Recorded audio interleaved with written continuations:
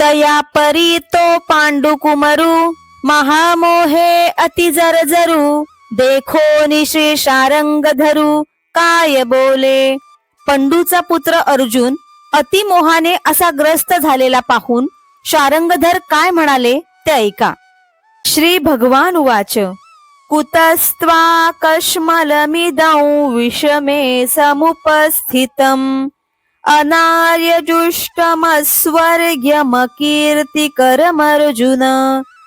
भगवान श्रीकृष्ण म्हणाले, हे अर्जुना, श्रेष्ठ लोकांना अमान्य असणारा, स्वर्ग प्राप्तीच्या आड येणारा आणि इहलोकीची कीर्ती नाहीशी करणारा हा मोह युद्धाच्या वेळी तुला कोठून प्राप्त झाला. म्हणे अर्जुना आदी पाही, हे उचित काय ये ठाई, तू कवण हे काई करीत आहासी. भगवान श्रीकृष्ण म्हणाले, हे अर्जुना, ह्या ठिकाणी असे करणे योग्य आहे का. तू कोण आहेस आणि काय करीत आहेस याचा अगोदर विचार कर. तुझ सांगे काय जाहले, कवण उणे आले, करिता काय ठेले, खेदू काईसा.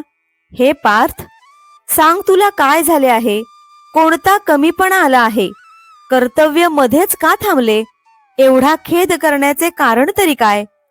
तू अनुचिता चित्त ने दिसी, धीरू कहीच न संडीसी, तुझे निनामे अपयशी, दिशा लंघिजे.